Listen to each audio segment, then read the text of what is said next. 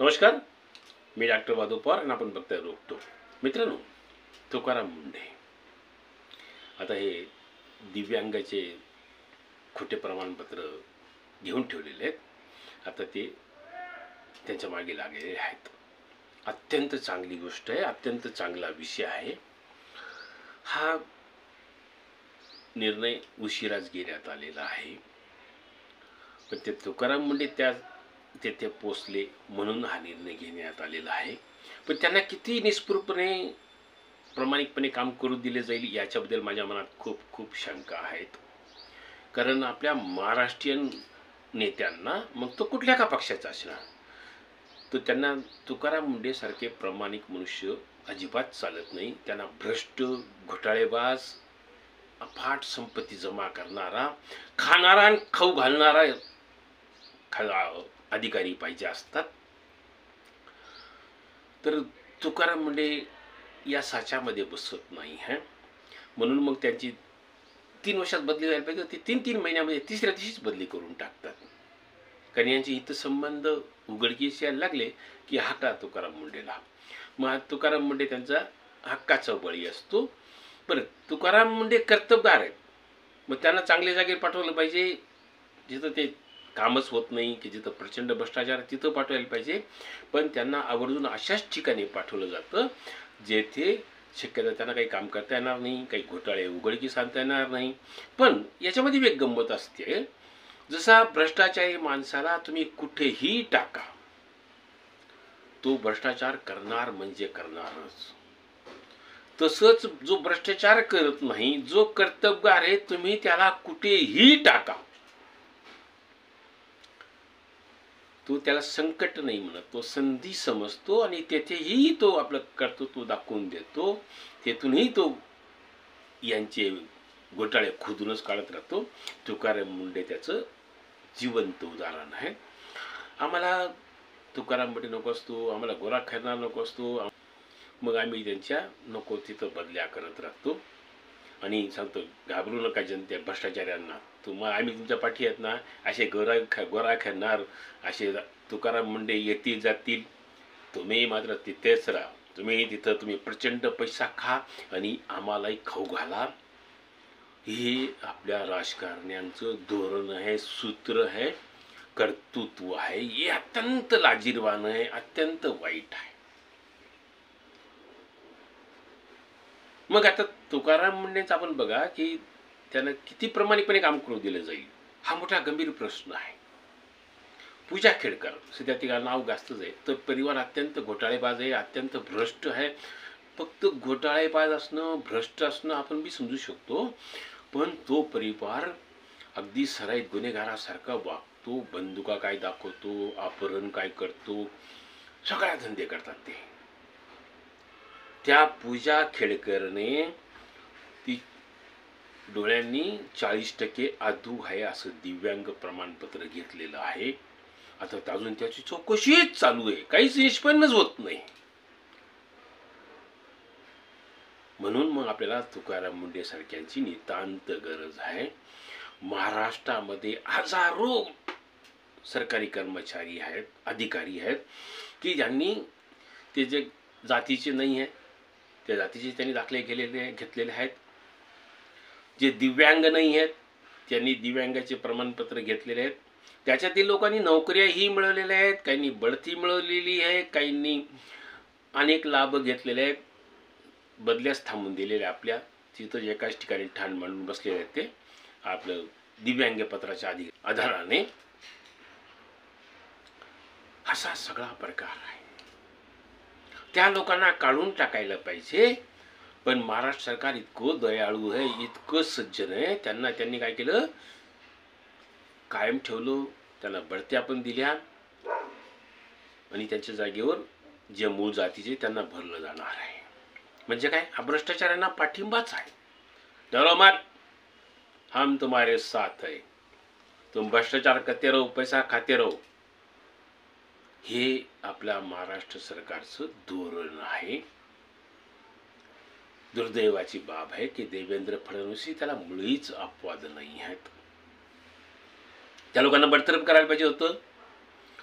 त्यांची संपत्ती जप्त करायला पाहिजे होती, त्यांना तुरुंगात पाठवायला पाहिजे होतं, पण त्यांना अभय दिलेला आहे.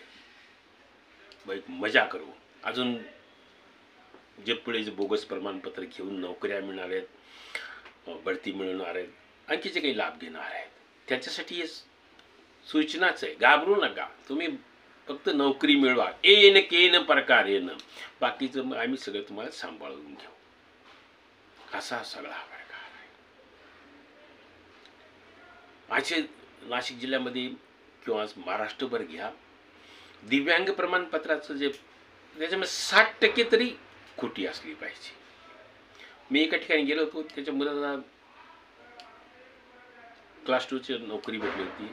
ते कसं काय भेटली, तर ते म्हणाले मी धुळ्याला गेलो, मुलाला घेऊन गेलो आणि एका कारणाने तो बधीर आहे असा दाखला मिळवून घेतला, त्याला नोकरी मिळून गेली. पण तो एक चांगला राजकारणी होता, त्या माणसाचं त्या गावामध्ये नाव होतं. मग आम्ही सगळ्यांनी असंच केलेलं आहे. नोकऱ्या मिळवण्यासाठी, बढती मिळवण्यासाठी, बदली थांबवण्यासाठी, इतर लाभांसाठी ते असे सर्रास खोटे दाखले दिले जातात आणि वर्षानुवर्ष तिथे ठाण मांडून बसतात, मजा करतायत, भ्रष्टाचार करतायत, पैसे खातायत आणि त्यांचं कोणीही त्यांच्या केसाला धक्का लावत नाही आहे आणि लावणारही नाही आहे. तेरी भी चूप मेरी भी चूप. कारण आपले राजकारणीच एक प्रचंड घोटाळा आहे, एक प्रचंड भ्रष्टाचाराचं मायाजाळ आहे. मग सरकारी कर्मचारी तसेच मिळणार म्हणजे काय, मिल बांट के खाएंगे, साथी हात बढाना, स्वाभाविकच आहे. चोर चोरालाच मदत करणार ना, भ्रष्टाचारी भ्रष्टाचारालाच संरक्षण देणार ना. तुम्ही बघा, जो पोलीस अधिकारी प्रामाणिकपणे काम करत असेल तर त्याच्या सारख्या सारख्या बदल्या करत राहतात. पण जो पैसा खातोय, प्रचंड पैसा खातोय, सगळे घोटाळे करतोय, लबाड्या करतोय, झाकाझाक करतोय, त्याला मात्र एकाच ठिकाणी नोकरी राहते. कारण तो वरती हप्ते पाठवत राहतो. तो यांचा तो आवडीचा माणूस असतो. त्यांनी काही कोटी मोजून ती जागा घेतलेली असते. मग जर तुम्ही काही कोटी पैसे मोजून तुम्ही बदली घेत असाल तर तो ते पैसे वसूल करणार नाही का? सगळं. मग हे दिव्यांगाचं जे आहे, तुम्ही बघा, एस टी महामंडळमध्ये असो किंवा आणखी ठिकाणी असो, एस टीमध्ये आपल्याकडे वैशिष्ट्य काय की कुठलीही बी शासनाने घोषणा लागू केली, एखादी योजना आणली तर त्याचा गैरफायदा कसा घ्यायचा, लगेच त्या दिवशी त्या क्षणापासूनच षडयंत्र सुरू होतं. महाराष्ट्र सरकारने काय आणलं, लाडकी बहीण योजना आणली. सरकारी महिलांना त्याच्यात भाग घ्यायचा नव्हता, तरी सरकारी नोकरी करणाऱ्या महिलांनीही भाग घेतला आणि काही काही सरकारी कर्मचारी पुरुषांनी सुद्धा महिलांच्या नावाने फॉर्म भरले आणि पैसा सुद्धा खाल्ला. आणि महाराष्ट्र सरकार सांगतं ते पैसे जमा करा आणि खुलासा करा, बस संपला विषय. म्हणजे तुम्हाला भ्रष्टाचार करायला उघड प्रोत्साहन आहे. तर महाराष्ट्र सरकारने काय केलं, पुरुषांना जे 75 वर्षाचे वयाचे ज्येष्ठ नागरिक आहेत त्यांना मोफत करून टाकलं रेल्वे एस टीमध्ये तिकीट. मग जे 75 ज्यांनी ओलांडली नाही है त्या थोर पुरुषांनी, त्याच्यामध्ये काही थोर पुरुषांनी आपल्या जन्मदिनाकरता आधार कार्ड बदलून घेतलेली आहे. 100 रुपये दिले का ते तुम्हाला कोणीही करून देतं. आणि मग ते 60 वयाचे लोक 75 वर्ष वयाचे दिसत आहेत कागदोपत्री आणि बिनधास्तपणे मोफत प्रवास करत आहेत. दुसरं, जे लोक 65 वर्ष वयाचे बी नाही आहेत, 65 वर्ष वयाचे आहेत, त्यांना एस टीमध्ये अर्ध तिकीट आहे. मग जे 50चे आहेत त्यांनी आधार कार्डमध्ये जन्मदिनांक वाढवून घेतली आणि ते आता अर्ध्या तिकीटावर प्रवास करत आहे. आपल्याकडे असंच आहे, सवलती लाटण्यासाठी, लोबाडण्यासाठी आपण सगळं काही करतो. येन केन प्रकारेन कसंही कोणतेही, आम्हाला कुठलाच अनितिमान मार्ग वर्ज नसतो आम्हाला. मग तुकाराम मुंडे आता हे असं काम करणार आहेत तर त्यांचं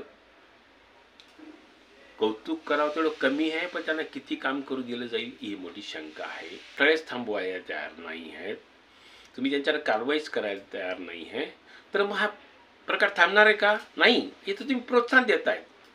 काय तुम्ही काही करून नोकरी मिळून घ्या, बाकीचं आम्ही तुम्हाला सांभाळून घेऊ.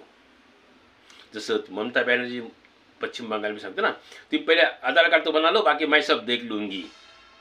हा तसाच प्रकार आहे. फक्त ममता बॅनर्जी उद्धट उद्दाम अहंकारी बाई आहे म्हणून ती बिनधास्तपणे सांगते, आपले मंत्री तसं सांगत नाही, एवढंच. म्हणजे ती बिचारी किती सज्जन आहे ते तुम्ही समजू शकता. मग आता तुकाराम मुंडेंना किती काम करू दिलं जाईल हा एक गंभीर प्रश्न आहे. किंवा कदाचित त्यांनी पाहिलं की अरे येत आपली माणसं तो काढायला लागला की हाकला याला, आणि तुकाराम मुंडे यांची बदली झाल्याची बातमी आली तरी आपल्याला नवल वाटणार नाही आणि वाटायलाही नको.